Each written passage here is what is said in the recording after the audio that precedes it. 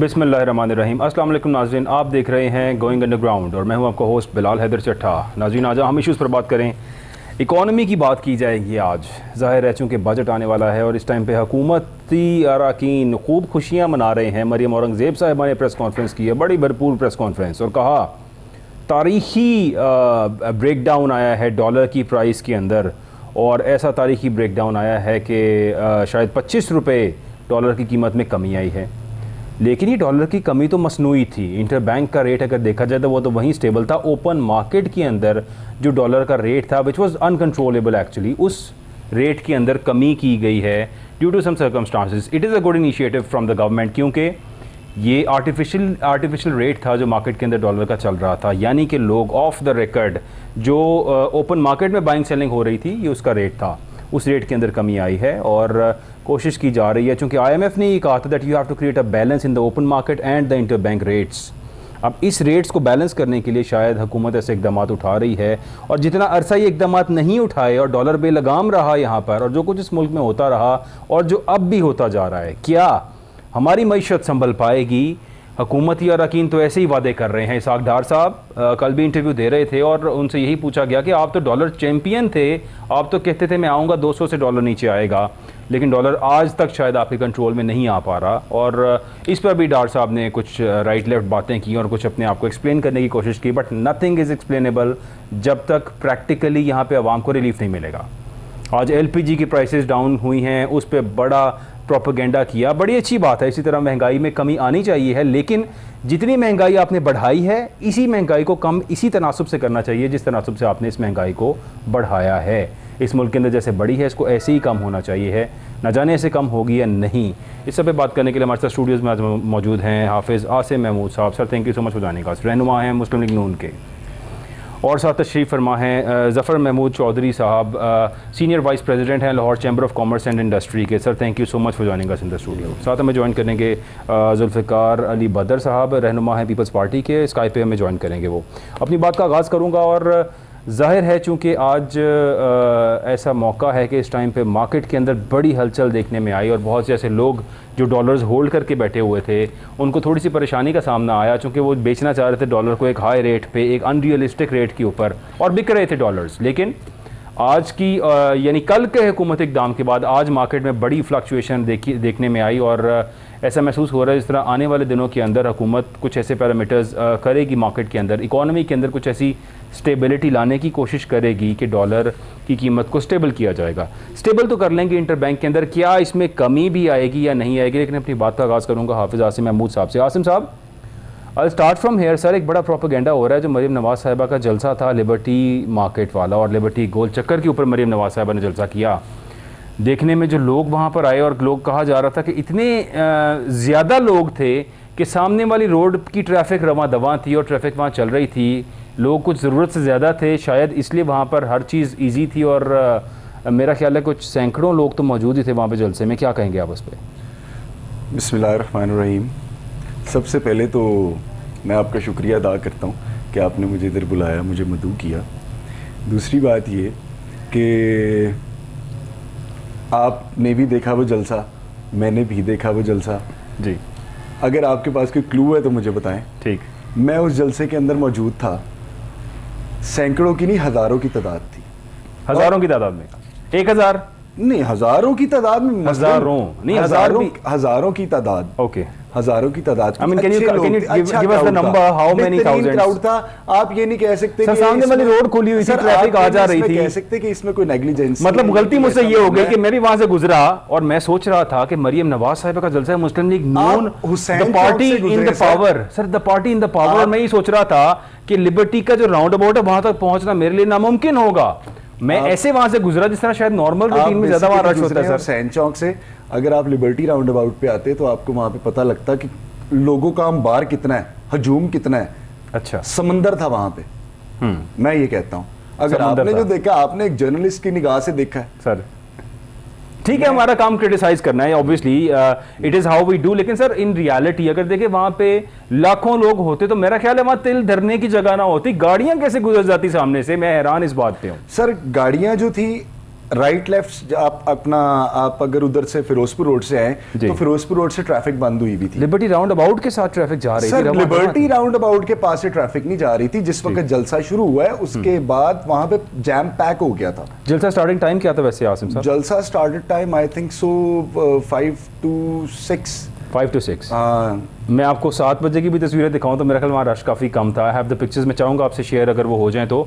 और लेकिन ये है कि बहरहाल बात इस पे आते हैं हम कि क्या इस टाइम पे मुस्लिम लीग नून जिस तरह से क्लेम कर रही थी और जिस तरह से जो कुछ कहा जा रहा है, अब ऐसा लग रहा है शायद बजट आने से पहले कुछ अवाम के लिए रिलीफ देंगे। कल कहा जा रहा था कि पेट्रोल की प्राइस में एक बड़ा ब्रेकडाउन आएगा और पेट्रोल सस्ता होगा। 3 रुपये सस्ता हुआ है पेट्रोल, इससे ज़्यादा तो हुआ नहीं है, शायद इससे ज़्यादा हो नहीं सकता, क्योंकि डॉक्टर मुसद्दिक मलिक साहब ये भी कहते हैं कि रशियन ऑयल भी आ गया तो तेल की कीमत में कोई फ़र्क नहीं पड़ेगा। फिर हम इतनी एफर्ट क्यों कर रहे हैं रशिया से ऑयल लेने की? फिर जिस तरह चल रहा है सिस्टम वैसे ही चलने देना चाहिए। आसिम साहब, क्या हो क्या रहा है यहाँ पे? आवाम के लिए कोई खुशखबरी है आपके पास? आवाम के लिए सबसे बड़ी आज की खुशखबरी ये देखें कि डॉलर किधर आ गया। ओपन मार्केट में सर घी किधर आ गया, बैंक में 25-30 रुपए का किधर आ गया है। आप ये देखें ऑयल किधर आ गया है। आपकी इकोनॉमी स्टेबल होने के करीब है। आप ये देखें जब से इमरानी फितना खत्म हुआ है, मैंने आपको एक दिन पहले प्रिडिक्शन की थी, मैंने बताया था कि डॉलर कम रेट पे होना है। आप मेरी उस दिन की न्यूज निकाल लें और उसके बाद देखें डॉलर नीचे आए इसहाक डार साहब की मेहरबानी से। आप अभी थोड़ी देर पहले मुझे ऑफ द रिकॉर्ड कह रहे थे कि इसहाक डार साहब ने क्या किया, तो मैं आपको बताना चाह रहा हूं जिस दिन वो आए थे उसी दिन डॉलर कम हुआ था। उसके बाद आपके इमरानी फितने ने ऐसा मुल्क को उखाड़ा कि मुल्क का खाना खराब कर दिया। उस दिन के बाद इमरानी फितना, उस दिन के बाद उन्होंने, वो मैं कहता हूं वो दजाली फितना है, इमरानी फितना है, दजाली फितना है वो। ओके, मैं आई अंडरस्टैंड। उसने मुल्क का खाना खराब कर दिया। उसके बाद खराब हो गया। उसके बाद आपने कानून के तकद्दस को पामाल किया, आपने बेहुरमती की एम आलम साहब की, हर, यानी मैं कहता हूं आपने पूरे पाकिस्तान के जितने हसास इदारे थे उनकी बेहुरमती की। उसके बाद आप सीना तान के फिर रहे थे, अपनी वीडियोस बनवा रहे थे। ये पाकिस्तान है, हम पाकिस्तानी हैं, हम मुहिब्बे वतन लोग हैं। हम ऐसी बात करेंगे जिन्होंने ये सब कुछ हमारे किया है, दुश्मन ममालिक को, हमारे दुश्मन ममालिक को किस किस्म जो कुछ 9 मई को हुआ, जो वाकया हुआ, उसके असल किरदारों को। दूसरी बात ये आज देखें डॉलर किधर आ गया है। आज 25 से 27 रुपए डॉलर कम हुआ है। ठीक है, आप घी का रेट देख लें, ऑयल का रेट देख लें, कम हो रहा है। आहिस्ता आहिस्ता होगा, तसल्ली रखें, इंशाल्लाह we will stabilise. Sir expert हैं इकोनॉमी के और ज़फ़र महमूद चौधरी साहब हैं हमारे साथ मौजूद हैं। हम इनसे पूछना चाहेंगे, पहले मैं तारुफ कर रहा हूँ, जुल्फ़िकार अली बदर साहब ने हमें ज्वाइन किया है। Sir thank you so much for joining us. और अब मैं अपनी बात का पहले बदर साहब आपसे पहले मैं आगाज़ करूँगा ज़फ़र महमूद चौधरी साहब से। सर डॉलर की जिस तरह से आज हमने देखा ओपन मार्केट के अंदर एक फ्लक्चुएशन हमें नज़र आई है कि ओपन मार्केट चूँकि it is out of control, ये किसी के लिए फिक्स नहीं है, ये कंट्रोल नहीं हो रहा, उसके अंदर डॉलर कम आ गया, इंटर बैंक पे कोई ख़ास फ़र्क नहीं पड़ा। क्या ये इकोनॉमी के लिए गुड न्यूज़ है? What was it sir? बिस्मिल्लाहिर्रहमानिर्रहीम नहमदुहु सल्लल्लाहु अलैहि रसूलिल करीम। देखिए जी, ओपन मार्केट को तो मैं समझता हूँ कि हमें डिस्कस नहीं करना चाहिए, इसलिए कि ये डिमांड एंड सप्लाई होती है ओपन मार्केट में। जो गवर्नमेंट का होता है लेन देन या सौदे या जो गवर्नमेंट ने पेमेंट्स करनी होती है या एक्सपोर्ट या इंपोर्ट है, वो थ्रू बैंक से कंट्रोल हो रही होती है एक सिस्टम के अंदर। ठीक, जो ओपन मार्केट है वो डिमांड एंड सप्लाई है। अभी हज के ऊपर प्रेशर था तो लोगों ने हज पे जाना था, लोग ले रहे थे धड़ाधड़, वो पैसे भी खर्च रहे थे, उनकी मजबूरी थी, तो उसकी डिमांड बढ़ गई, तो सप्लाई कम थी, इसलिए वो डॉलर की प्राइस बढ़ गई। और उसके बाद ग्रेजुअली गवर्नमेंट की पॉलिसीज ज़रा पॉजिटिव आ रही थी, गवर्नमेंट बजट के करीब जा रही है और उसकी डिमांड लोकली कम हो गई, तो उस वजह से फिर उसकी जो सप्लाई है वो बढ़ी, तो उससे प्राइस कंट्रोल हो गई है। तो जो फ़र्क है, जो हकीकी फ़र्क है, वो 3-4 रुपए का ही होता है ओपन मार्केट में। अगर फ्लक्चुएशन होती है तो वो सर 50 रुपए तक फर्क चला गया था, क्या वजह थी इसकी? ज़ाहिर है क्या लोग खरीद रहे थे इसलिए इसका रेट इतना बढ़ गया था?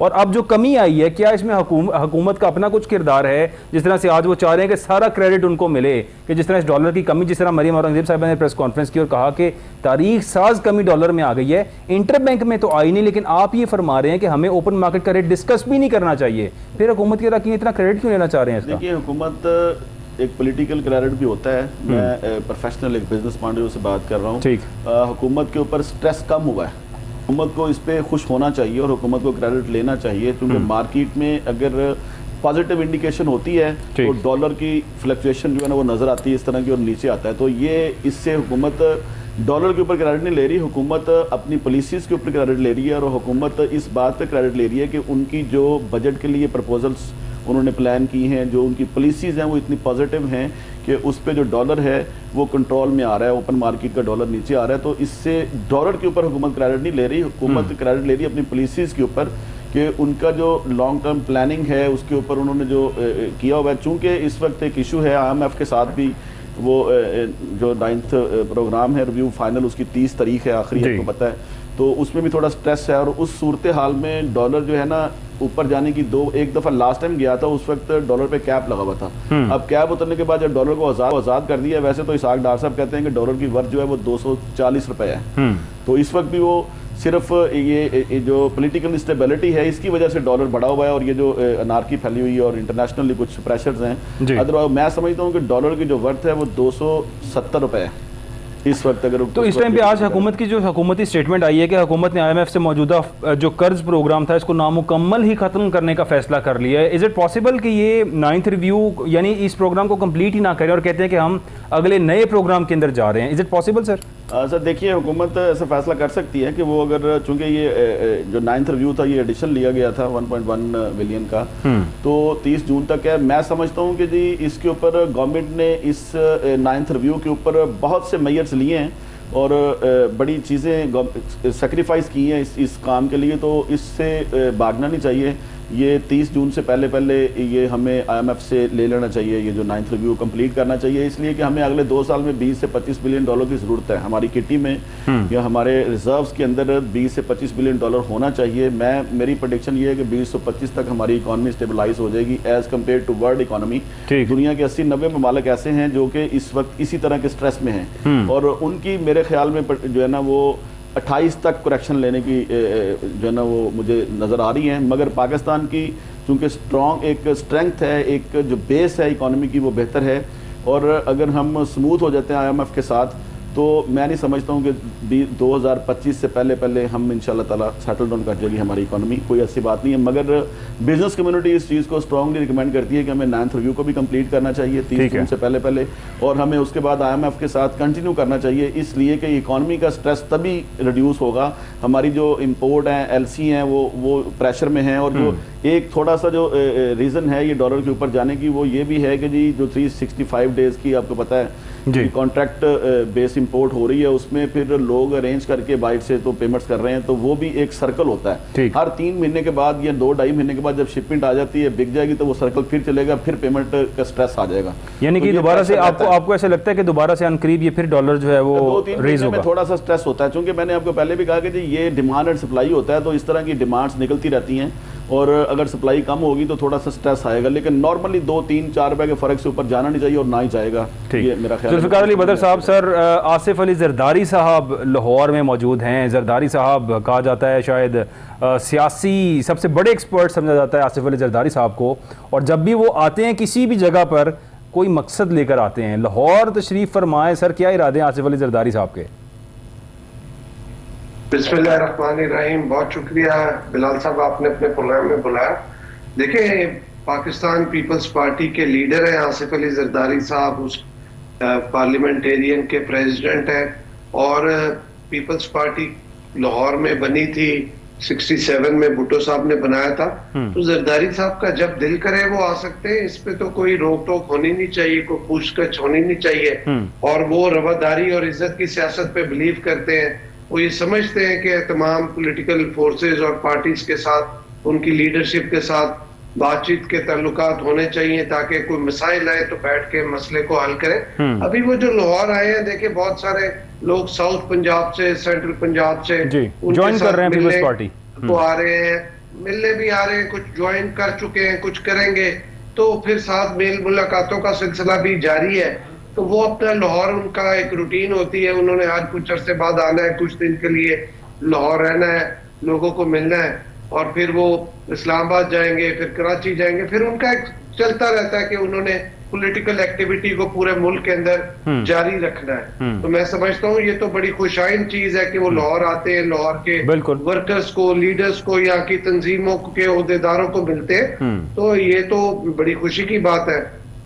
नहीं, खुशी की बात तो है, आसिफ अली जरदारी साहब जब भी आते हैं, लेकिन मेरा ख्याल है इस टाइम पे शायद खुशी की कम बात मुस्लिम लीग नून के लिए होगी, क्योंकि उनका गढ़ समझा जाता है लाहौर और उनका इलाका समझा जाता है, और इस टाइम पीपल्स पार्टी जितना स्ट्रेंथन होगी that is a bad sign for Muslim League Noon, I guess.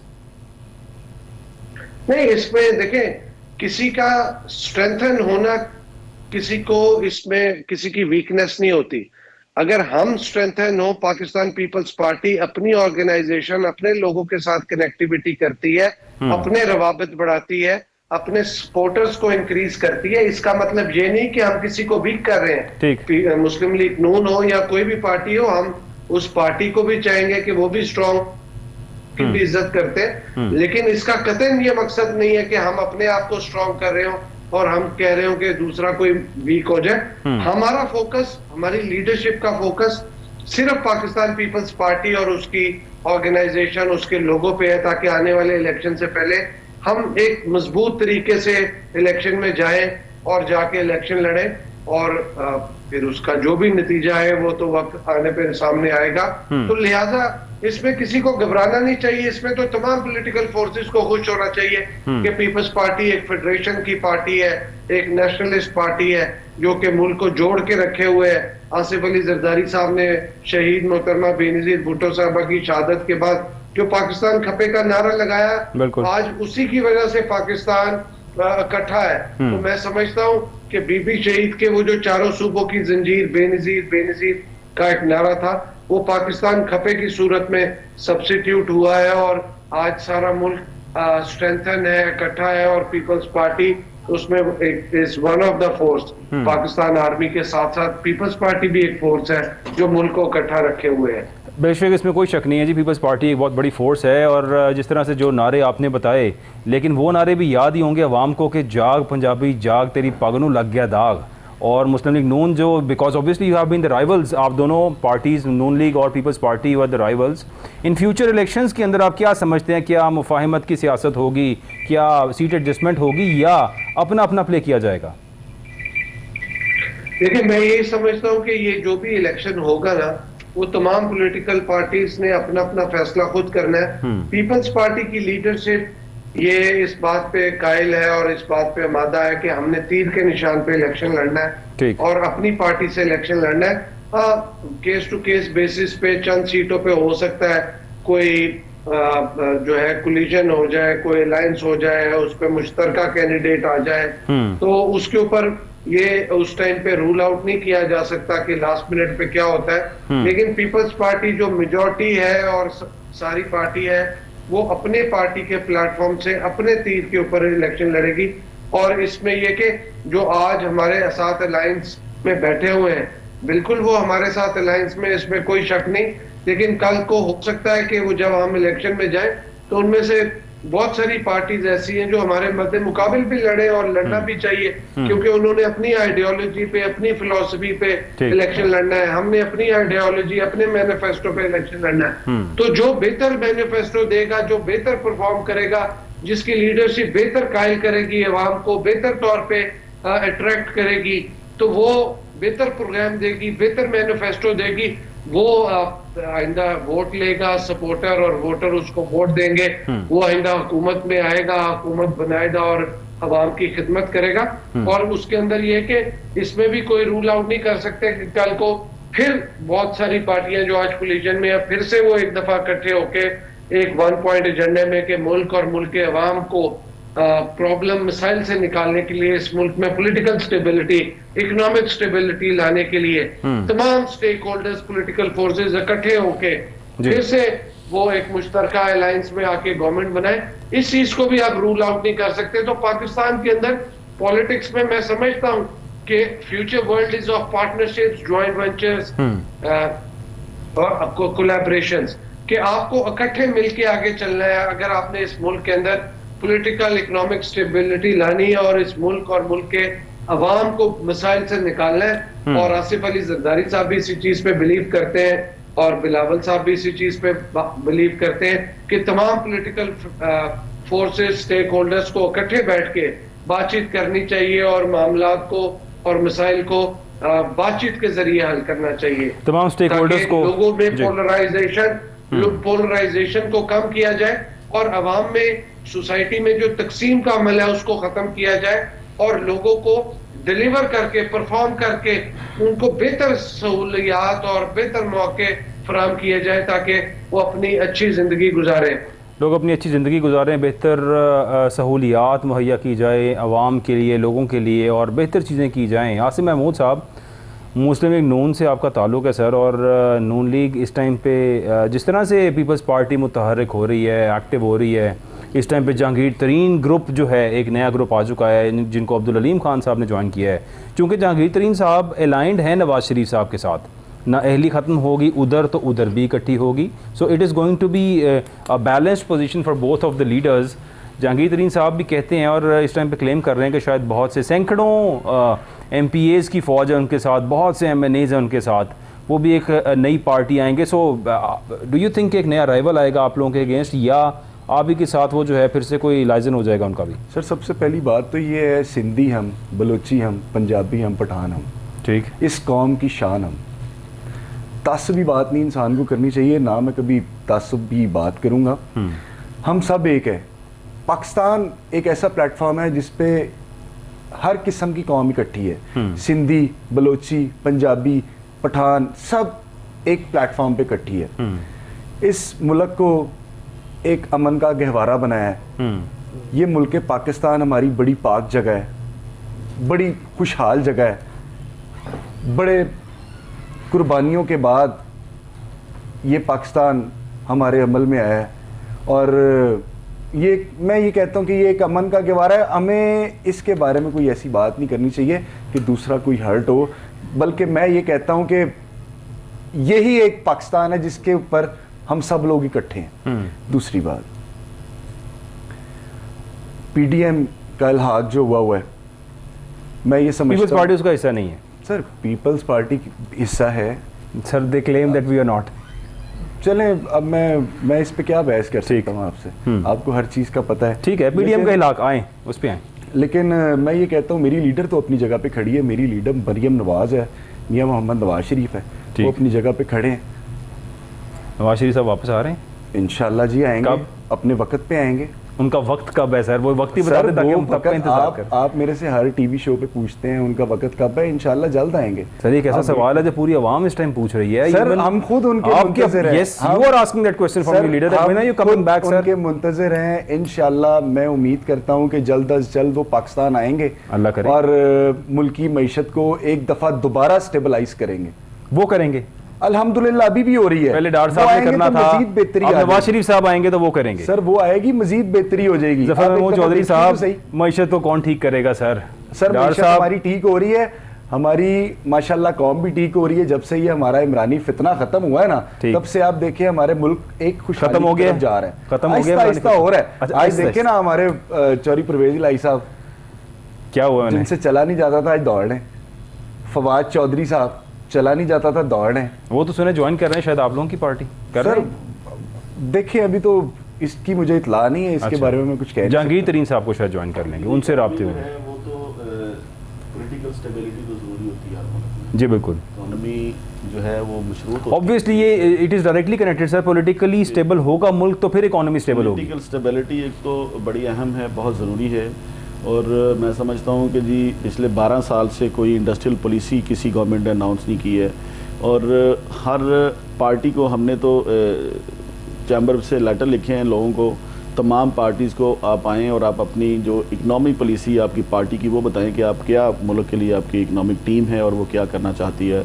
और मैं नहीं समझता हूँ कि जिस तमाम पार्टी के पास कोई स्ट्रॉन्ग इकनॉमिक टीम है, जितनी देर तक बिज़नेस कम्युनिटी को लूप में नहीं लेंगे, उनको किरदार नहीं मिलेगा इंडस्ट्री और इंडस्ट्री से रिलेटेड लोगों को, ये इकोनॉमी ठीक नहीं हो सकती। ठीक, आप ये बताएंगे जी, आप जाके कोई ऑपरेशन कर सकते हैं डॉक्टर की जगह पे? नहीं वो सर, डॉक्टर ही ऑपरेशन कर सकता है। बिल्कुल। तो politics is a different thing, business is different thing. Yes it is. तो let us make the policy. अगर आप बिजनेस कम्युनिटी को पॉलिसी बनाने में, पॉलिसी मेकिंग में इन्वॉल्व करेंगे तो अच्छी जो इकोनॉमिक पॉलिसी बनेगी। यानी कि आप कह रहे हैं एक साल से जो ये हुकूमत चल रही है, इसने भी कारोबारी हजरात को अपने साथ अपने लाइसेंस में नहीं लिया, यानी मुशावरत नहीं हुई उनसे, और उनके लिए किसी किस्म की एफर्ट्स नहीं की गई इस हुकूमत में? Not at all. देखिए जी, Not ये at all. बदकिस्मती रही है 75 ईयर में कि जी जो भी हुकूमत इक़्तिदार में आती है वो अपने मुताबिक पॉलिसीज़ चलाती है। उसमें स्ट्रेस भी होता है, इंटरनेशनल एस्टेब्लिशमेंट का प्रेशर होता है, फिर डिफरेंट हमारा, क्योंकि ऐसा इस जगह पे हमारे कंट्री की पोजीशन ये है, इस वक्त ग्रुपिंग हो रही है इंटरनेशनली, एक ग्लोबल वर्ल्ड है, तो उस प्रेशर में आते हुए फैसले करने पड़ते हैं, कई फैसले ना चाहते हुए भी लेने पड़ते हैं। तो ये एक मुसम्मम हकीकत है कि जी बिज़नेस कम्युनिटी को आज तक किसी पॉलिटिकल पार्टी ने स्टेक होल्डर नहीं माना। PTA FTA साइन होते हैं, कभी उसमें कोई मेंबर के तौर पे भी कोई बिजनेसमैन नहीं आया।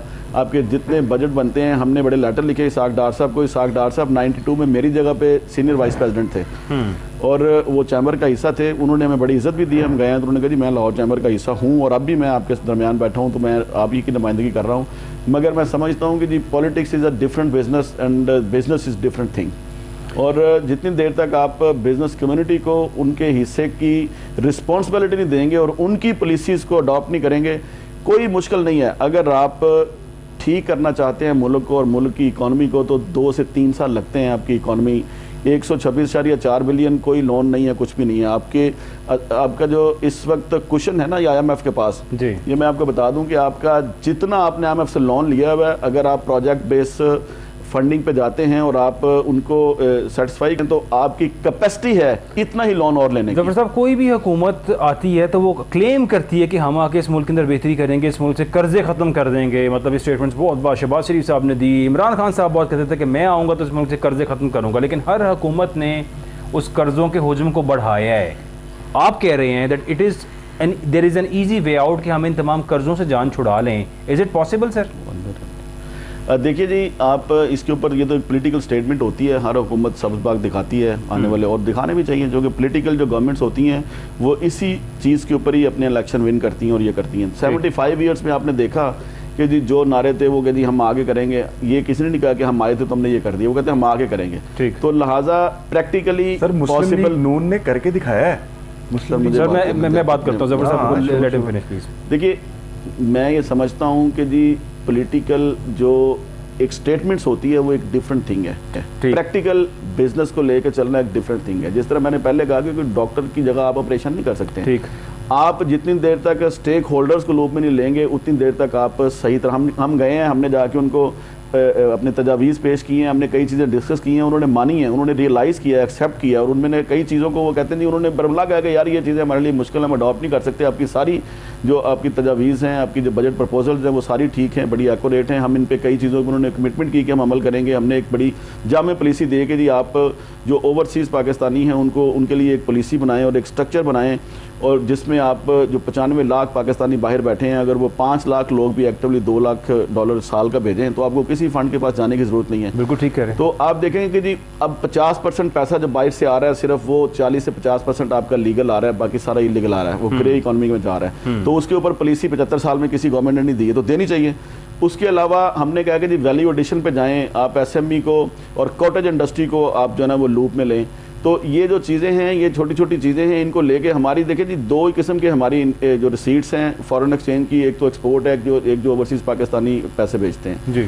हमारी इस वक्त $250 पर कैपिटा इनकम है, रिसीट्स है, और $700-750 हमारे एक्सपेंसेस हैं। ठीक। तो वो $500 का डिफरेंस है, जिसके लिए हम ये IMF और ये वो लेट रहे हैं और ये सारी चीज़ें कर रहे हैं। तो 88 से ऑनवर्ड हमें 35 साल लगे हैं इस नहज पे पहुंचने में कि जी देखिए सही मानों में हमें जो दबोचने की का स्टार्ट हुआ काम वो अफगान वार के बाद हुआ 88 में। ठीक।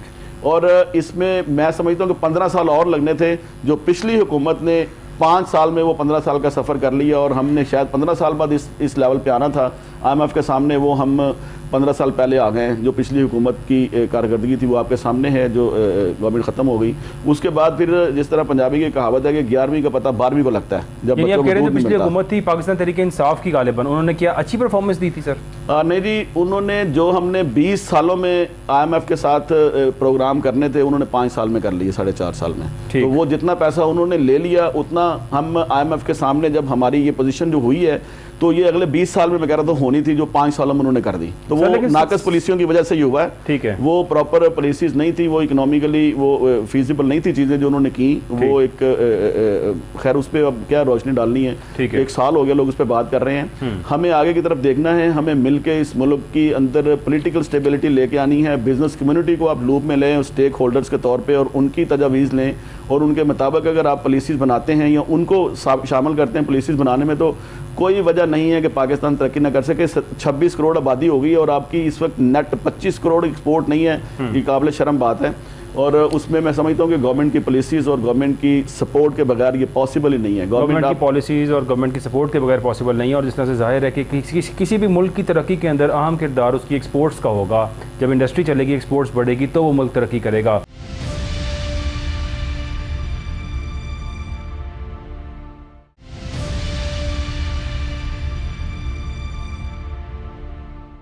जुल्फ़िकार अली बदर साहब, आज चीफ़ जस्टिस ऑफ पाकिस्तान, चूँकि आप बाय प्रोफेशन एक वकील भी हैं और आप इस चीज़ को ज़्यादा बेटर अंडरस्टैंड भी करते हैं, चीफ़ जस्टिस साहब ने कहा है कि हुकूमत को चाहिए कि सुप्रीम कोर्ट से मुशावरत करे अगर किसी भी किस्म का कानून सुप्रीम कोर्ट के हवाले से, यानी कोई किसी किस्म की भी चीज़ हो रही है। आप क्या समझते हैं चीफ़ जस्टिस साहब जो फरमा रहे हैं, क्या ऐसी होना चाहिए कानून साजी के मुतालिक?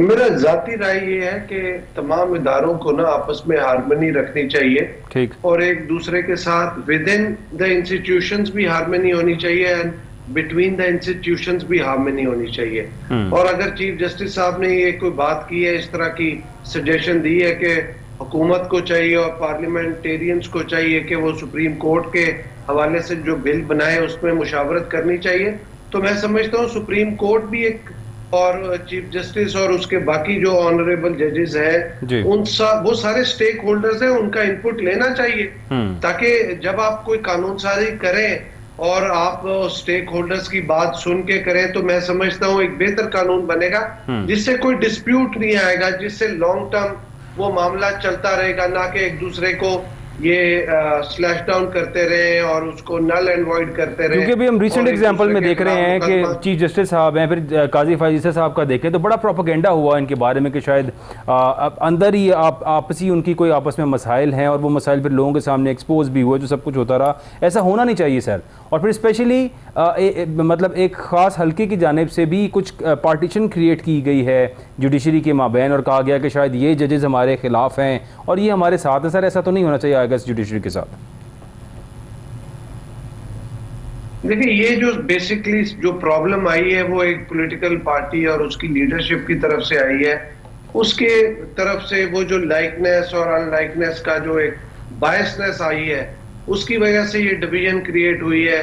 और उसके डिवीजन क्रिएट होने से पहले 63A का एक फैसला आया था, जो इंटरप्रिटेशन थी 63A की उस हवाले से, तो वो उसके बाद फिर फर्दर जब आगे चलते रहे तो वो डिवीजन बढ़ती रही, और फिर इतनी ज्यादा डिवीजन आ गई कि आपस में ऑनरेबल जजेस के बीच में वो डिवीजन, वो तनाव आ गया कि वो एक बिल्कुल क्लैरिटी के साथ नजर आ सकता है। अब आप देखेंगे ये जो 90 डेज के इलेक्शन के हवाले से किसी ऑनरेबल जज ने ये बात नहीं की कि 90 डेज में इलेक्शन नहीं होने चाहिए, लेकिन उसके अंदर जो उनकी ऑब्जर्वेशंस थी उसको भी मद्देनजर रख के अगर चीफ जस्टिस साहब, ऑनरेबल चीफ जस्टिस साहब उन सबको भी ऑन बोर्ड करते, उनके साथ मुशावरत करते, तो मैं समझता हूँ उनका ये बड़ापन होना था, वो ग्रेस शो करते और सबको साथ लेके चलते, तो उससे उनका हाउस इन ऑर्डर रहता।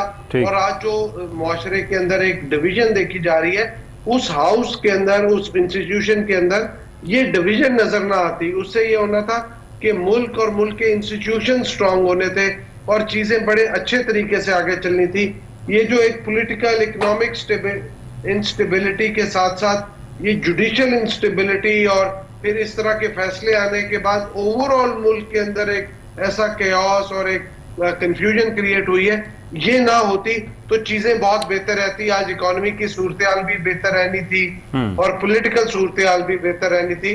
लेकिन ये कि मैं समझता हूँ कि ये जो आज की चीफ जस्टिस की स्टेटमेंट है, इसके ऊपर गौर करना चाहिए और बैठ के मुशावरत करनी चाहिए। दो के right of making a act या right for making a new law is the right of parliament, but अगर इसमें सुप्रीम कोर्ट स्टेक होल्डर बन के कहती है कि उनकी इनपुट लेनी चाहिए, तो मैं समझता हूँ ये बिल्कुल करना चाहिए। क्योंकि स्पेसिफिकली उन्होंने कहा है कि जो अदलिया के लिए, उन्होंने ये स्पेसिफिकली कहा है कि जो अदलिया के हवाले से कानून साजी हो रही है उसके अंदर हमारे साथ मुशावरत करें, इससे बढ़ के कुछ डिमांड नहीं है उनकी। देखिए, मैं नहीं समझता कि इसमें कोई बुराई है। इसमें बिल्कुल आप पार्लियामेंटेरियंस को चाहिए, उस इदारे को चाहिए कि chief justice, honourable chief justice और बाकी भी तमाम जजेस की इनपुट लें और अकॉर्डिंगली फिर उसको तरतीब दें, ताकि वो जो कानून बने उसके अंदर किसी किस्म की एम्बिग्विटी, कोई ऐसा chaos या ऐसी कोई सूरत हाल ना रहे जो कल को जाके सुप्रीम कोर्ट के ऊपर जो है system of check and balance और system of one way traffic जो है उसको जो है राइज ना करे, ताकि ये system of check and balance चलता रहे, ताकि जब इंस्टीट्यूशन के बीच में system of check and balance चलेगा तो उससे इदारे भी बेहतर फाल होंगे, बेहतर कारकर्दगी करेंगे और एक दूसरे के ऊपर कंट्रोल्स और चेक भी रहेगा।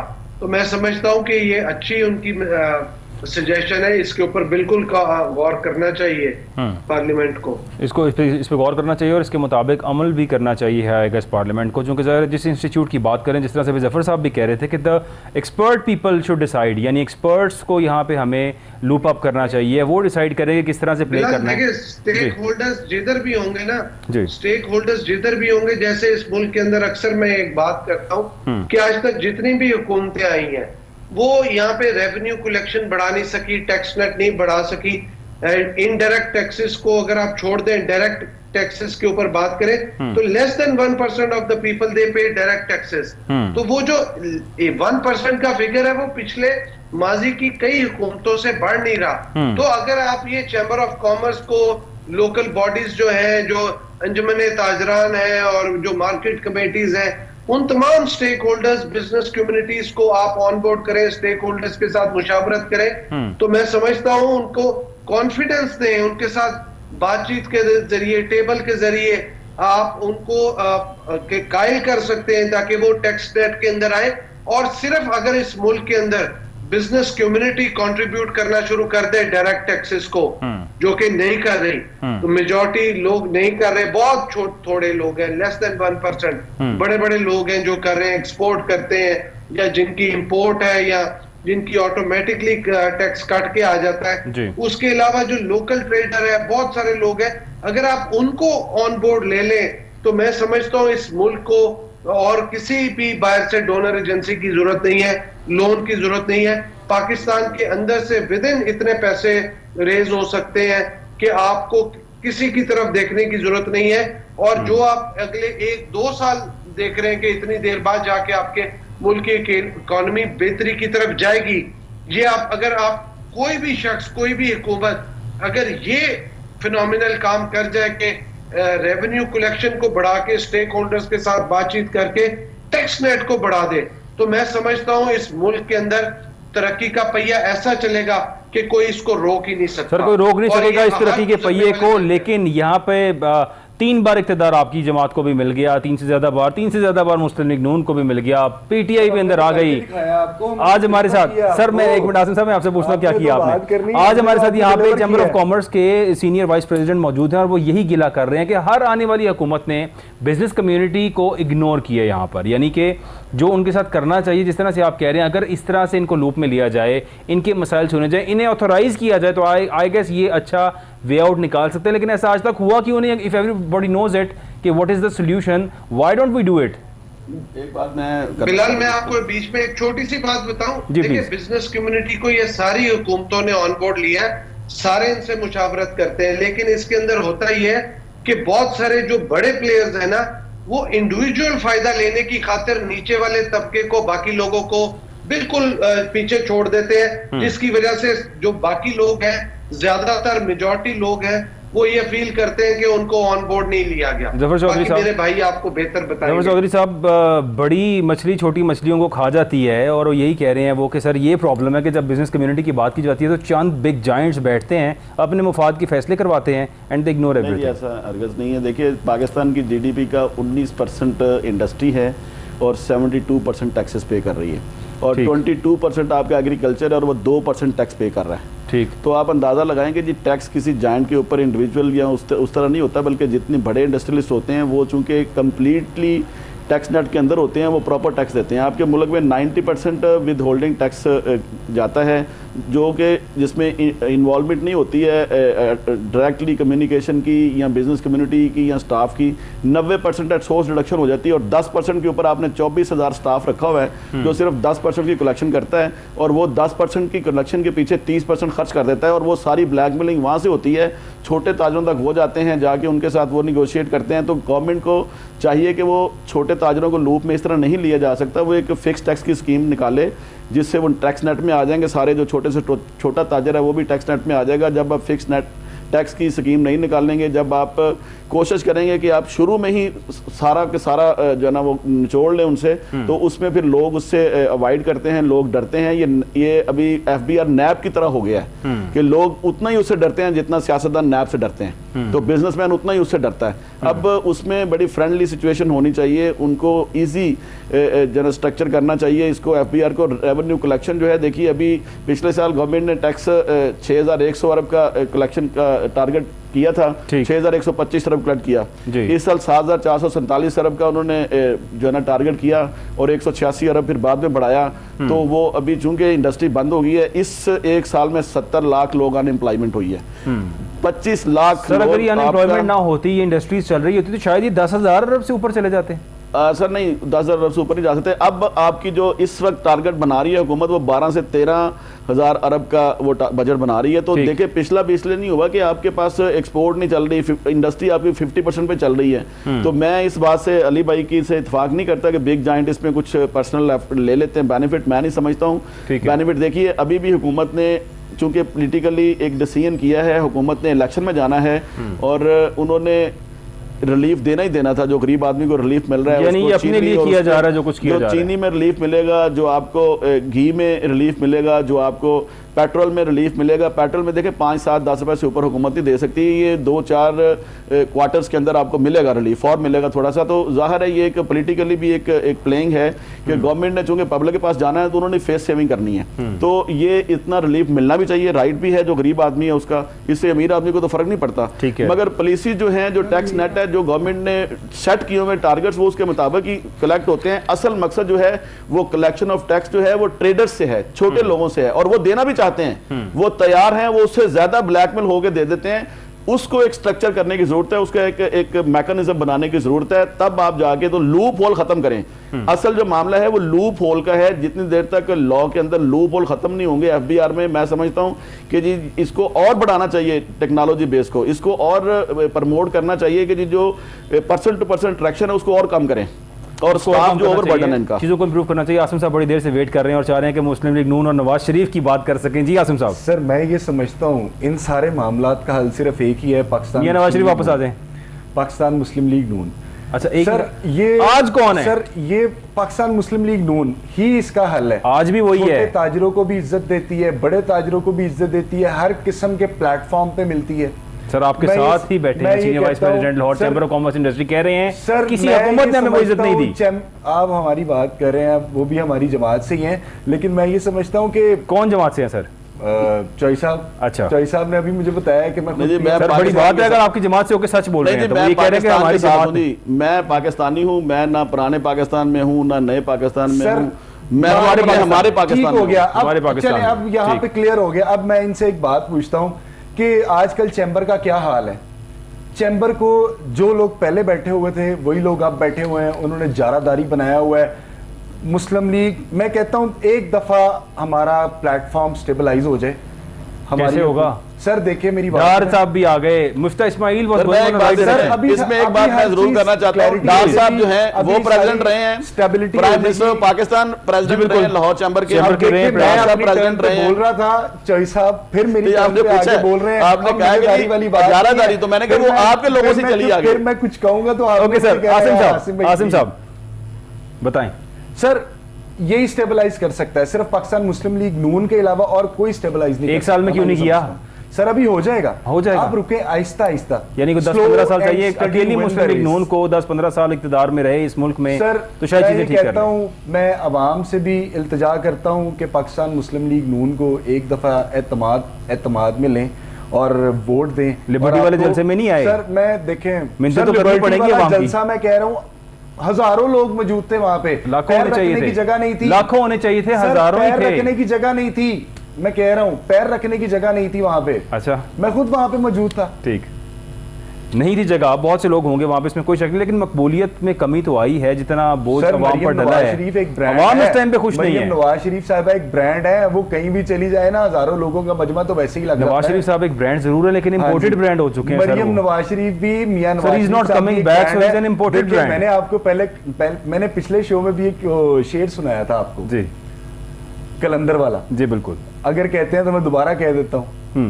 हालात के कदमों में कलंदर नहीं गिरता, टूटे जो भी सितारा वो जमीन पर नहीं गिरता, बड़े शौक से गिरते हैं समंदर में दरिया, मगर किसी दरिया में समंदर नहीं गिरता। और समुंदर लंदन से वापस नहीं आ रहा। एक रिपीट आपको बात, समुंदर लंदन से वापस नहीं आ रहा पाकिस्तान। मियां नवाज शरीफ एक समंदर है, वापस नहीं आ रहा और वो पाकिस्तान। समंदर ही रहेगा, वो समंदर यूके के साथ ही लगा हुआ है सर। अपने मौके पे वो अपने टाइम के ऊपर वापस आएंगे। चलें, अल्लाह करे हम वापस उनका वेट कर रहे हैं, आप भी उनका इस्तकबाल करेंगे, हम सब उनका देखिए, आपसे ज्यादा मैं शिद्दत से इंतजार कर रहा हूँ, हमेशा आपसे पूछता हूँ कि मियां साहब ने कब वापस आना। सर आएंगे, अपने मुकर्ररा वक्त पे आएंगे। एक बात करना चाह रहा हूँ, आपने 2-3 दफा ये क्वेश्चन किया मैडम के हवाले से, तो मैं चूंकि गैर सी बात करूंगा। देखिए, वो जो जलसा था वो एक स्पेसिफिक इशू के ऊपर था, ठीक, यौम तकबीर पे। उसमें उन्होंने पूरे पाकिस्तान से, पूरे पंजाब से लोगों ने भी कॉल किया हुआ था, ना इनकी कोई बड़ी कॉल थी कि आप हर एमपी ये 100-200 बंदा लेके आए। नहीं, ये ड्यूटीज थी सर, वो एक नॉर्मल कॉल थी, और मैं वहां से खुद गुजरा हूँ, और वो सिर्फ गुजरे आप सर? हाँ, आप गुजर गए थे वहां से? लाहौर के लोग सिर्फ वहां पे मौजूद थे, बाहर से कोई बंदा आता तो आप ये 10 लाख भी इकट्ठा कर सकते हैं पॉलिटिकल पार्टीज के लिए या मैडम के लिए, पावर में है। मगर ये हाफिज साहब को ये बताना चाहिए कि जी वो जलसा उस तरह का जलसा नहीं था कि लोगों को इकट्ठा करने का, वो एक इजहार था मोहब्बत का यौम तकबीर के हवाले से, एक यकजहती का इजहार था। एक वो हम सबको यकजहती है उस बात से, पूरे मुल्क को, हम घर बैठे भी उनके साथ यकजा हैं कि वो जो यौम तकबीर के हवाले से था, वो पाकिस्तान को आर्मी ताकत बनाने के हवाले से था, तो उसमें तो हम घर बैठ के भी उनके साथ हैं कि जी उसमें कोई दो राय नहीं है कि सब लोगों की मेहनत उसमें भुट्टो साहब से लेके डॉक्टर कदीर साहब और फिर उसके धमाके इवन जियाउल हक साहब सबसे ज्यादा किरदार धमाके किए मियां साहब ने, जिनको बिलावल साहब कहते थे कि वो नवाज शरीफ साहब के जो है वालिद हैं, बिलावल साहब भी फरमाते थे जियाउल हक साहब के बारे में, उनका सबसे बड़ा किरदार है उसके अंदर, चूंकि उसमें मैं समझता हूं पीटीआई हो, पीपल्स पार्टी हो, सब उस चीज में उनके साथ हैं, तो वो मैं नहीं समझता हूं कि वो एक उस तरह का सियासी जलसा। कोई शक नहीं। जुल्फिकार अली बदर साहब, sir last minute, and I want के इस टाइम पे आप बताएं कि जो इस टाइम पे इकोनॉमी के अंदर बेहतरी शायद होती नजर आ रही है, हुकूमत क्लेम कर रही है कि हम IMF के साथ ये 9th रिव्यू कंटिन्यू किए बगैर नए प्रोग्राम में जाएंगे। What do you think sir, क्या ये नए प्रोग्राम में जाके स्टेबिलिटी आएगी या इसी को कंटिन्यू करना पड़ेगा? देखिए, मैं जाती तौर पे समझता हूं कि प्राइम मिनिस्टर ऑफ पाकिस्तान ये कोशिश कर रहे हैं कि ये जो 9th रिव्यू है इसकी कंटिन्यूटी हो जाए, ये कंप्लीट हो जाए, ताकि जब हम नए प्रोग्राम की तरफ जाएं तो उसके अंदर नई टर्म्स एंड कंडीशन हो, नई उसके अंदर जो शराइत हो और नए तरीके से उसको किया जाए। क्योंकि इसका कंप्लीट होना इसलिए जरूरी है क्योंकि इस टाइम पे जो बाकी डोनर्स ने और बाकी ऑर्गेनाइजेशंस ने, इंटरनेशनल ऑर्गेनाइजेशंस ने जो प्लेजेस किए हुए हैं और इस मुल्क के अंदर एक इकोनॉमिक सूरत हाल और जो पॉलिटिकल सूरत हाल से पाकिस्तान गुजर है, वो IMF का प्रोग्राम आने से बाकी सारे डोनर्स को एक तरह से एक तसल्ली मिल जाएगी कि पाकिस्तान जो है आने वाले दिनों में पे बैक कर सकेगा, और उससे IMF के साथ बाकी सारे जो है ना इनलिंक्ड है, उनके साथ कनेक्ट है।